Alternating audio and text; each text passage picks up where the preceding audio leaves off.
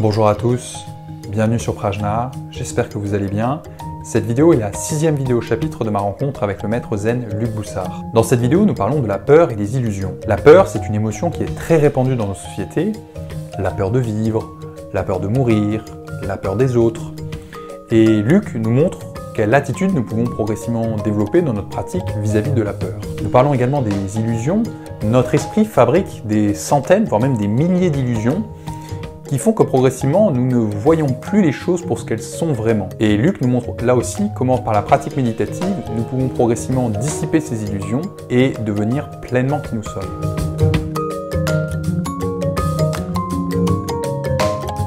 Cette quête dont tu parles, c'est une des illusions, un des bonos, comme on dit dans le zen.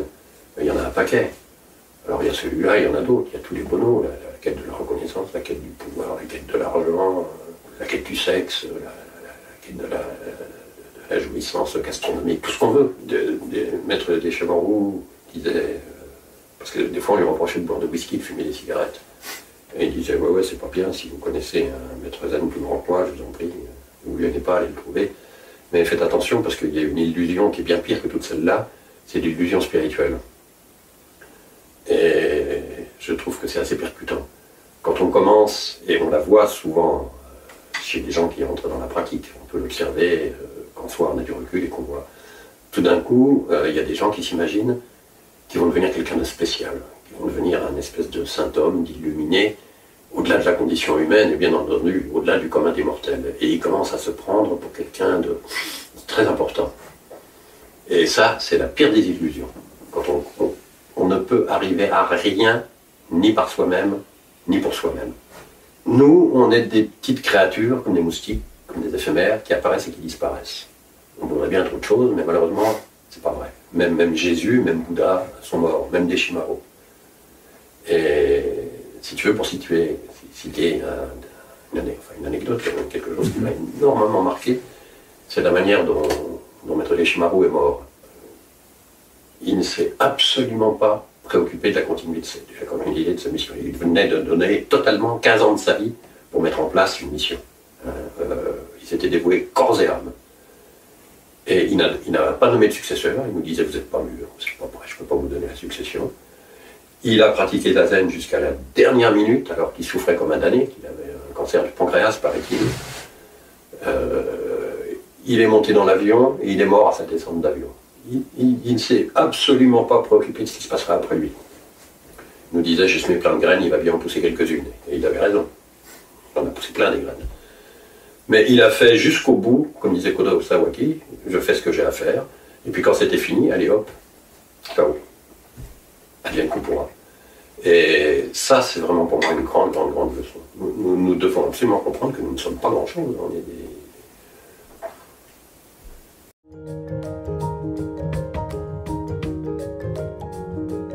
Le maître ne peut juste que toucher du doigt, le maître ne peut pas faire le travail à ta place.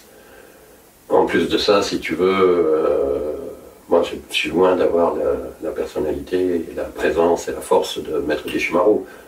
Je fais ce que je peux, d'abord parce qu'il me l'a demandé, c'est lui qui m'a dit, vous devez continuer, vous devez enseigner. Donc je le fais parce que j'ai toujours cette voix qui me répète ça.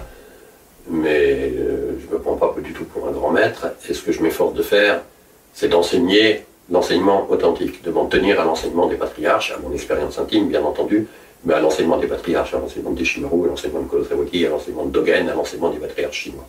J'essaye de faire passer ça. Maintenant, je ne pense pas être un grand éducateur, je ne pense pas être très doué pour faire bouger mes disciples. Et Maître Deschambault, par exemple, il faisait comment pour éclairer les illusions de ses disciples?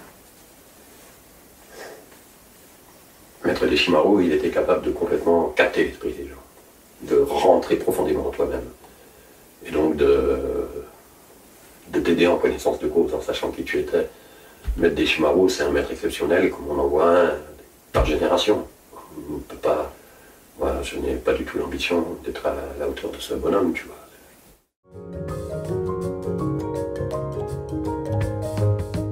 Et tout à l'heure, tu parlais du besoin de reconnaissance. La peur, c'est quelque chose d'encore beaucoup plus viscéral et qui est ancré chez tous les êtres humains. Maître Deschambault, à la fin de sa vie, il voulait organiser un symposium à la Journalière qu'il avait appelé le symposium de la non-peur. Parce que pour lui, c'était véritablement un point clé. On n'a pas besoin d'avoir peur. Et lorsqu'on a cette confiance, cette foi dont on parlait tout à l'heure, la peur ne disparaît pas, parce que les bonhommes ne disparaissent pas, mais elle revient à sa juste place, c'est-à-dire quelque chose qui n'a aucune importance, sur lequel on ne mise pas, on ne table pas, on ne nourrit pas sa peur. À une époque, j'ai eu peur des chiens. Et puis j'ai dit, ça suffit. Maintenant, tu n'as plus peur des chiens. Et j'ai pas peur des chiens. Et quand il y a un chien méchant qui vient vers moi, je vais vers lui, je lui parle, je lui fais des sourires, et ça marche très bien. Et les bonos sont comme les chiens. Ils aboient, et si tu as peur, alors là, ils se jettent sur toi. Mais si tu n'as pas peur, tu es invulnérable. Qu'est-ce qui peut t'arriver? À part mourir. De toute façon, tu auras le droit, a priori. La peur, c'est vraiment un obstacle sur lequel il ne faut pas s'appesantir. Il faut vraiment arriver à trouver sa distance, ne pas se laisser paralyser par la peur. Et continuer d'être, continuer d'agir. J'espère que cette vidéo chapitre vous a éclairé. La semaine prochaine, je publierai la dernière vidéo chapitre de ma rencontre avec Luc. Donc d'ici là, je vous dis à très bientôt.